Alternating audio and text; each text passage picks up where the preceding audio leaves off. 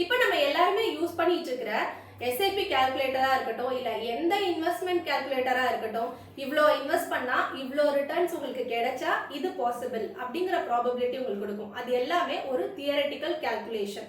Nifty அப்படிங்கிறது 10% ரிட்டர்ன்ஸும் கொடுத்துருக்கு, single digit ரிட்டர்ன்ஸும் கொடுத்துருக்கு, நெகட்டிவ் ரிட்டர்ன்ஸும் கொடுத்துருக்கு, அதே மாதிரி 15% ரிட்டர்னும் கொடுத்துருக்கு, 20% ரிட்டர்னும் கொடுத்துருக்கு. முதல்ல இன்வெஸ்ட்மெண்ட்ல 5 ஸ்டெப் இருக்கு. First one spend wisely. நம்ம எவ்வளவு செலவு பண்றோம் அப்படிங்கறத நம்ம கவனிக்கணும். இம்பல்ஸ் பையிங் பண்ணக்கூடாது.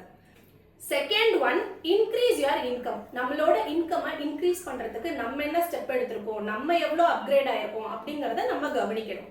Third one choose the right investment option. நமக்கு எது கரெக்டா இருக்கும் அப்படிங்கறத கரெக்டா சூஸ் பண்ணி ப்ராப்பரா இன்வெஸ்ட் பண்ணணும். Fourth one invest maximum.